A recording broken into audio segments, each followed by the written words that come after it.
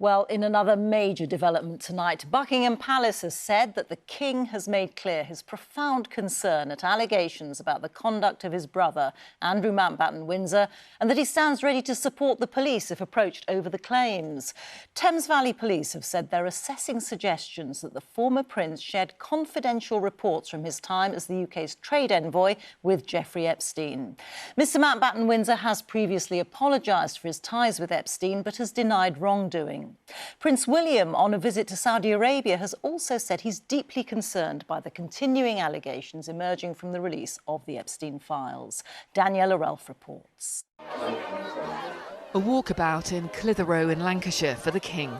But the regular rhythm of royal duty has been interrupted by the Epstein fallout. Just like last week, the King faced a heckler. Charles! How long have you known about Andrew and Epstein?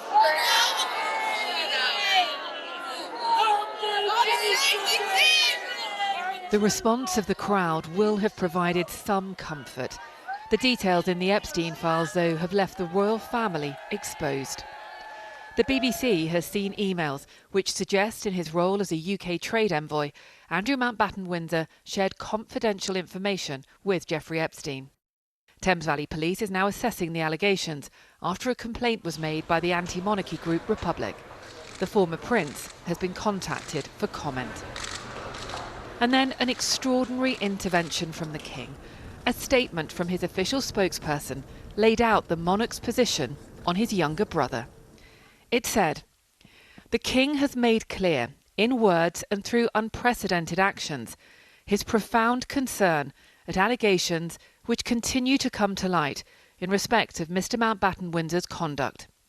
If we are approached by Thames Valley Police, we stand ready to support them, as you would expect."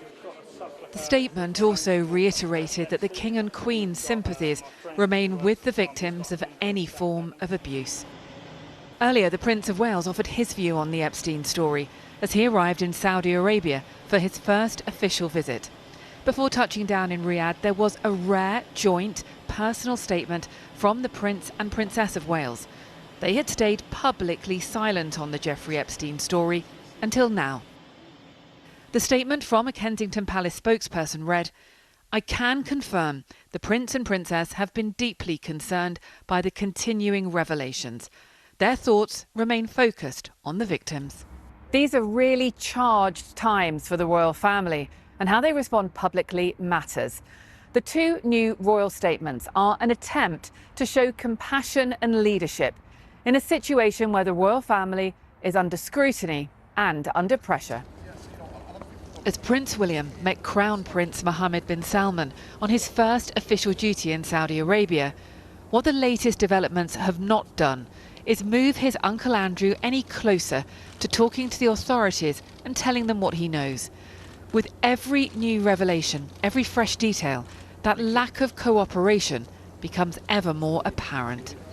Daniela Relph, BBC News, Riyadh.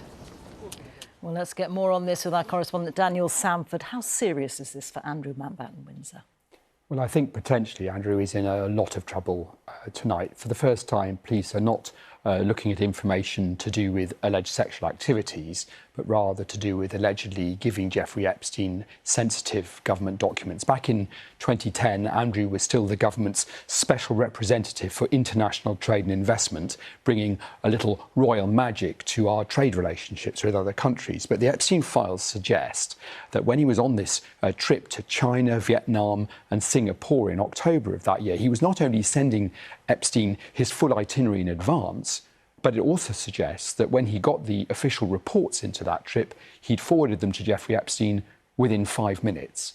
And Thames Valley Police have said they're going to look at those revelations. That will initially be a review to look at whether there is sufficient evidence of wrongdoing to begin an investigation into either alleged misconduct in public office or perhaps allegedly breaching the Official Secrets Act. But then within hours of the police saying that, the palace released this really explosive statement saying that if Thames Valley Police approached them, then the palace was ready to support detectives. So it means that if police do start an investigation, they're not just going to be relying on a few emails in the Epstein files.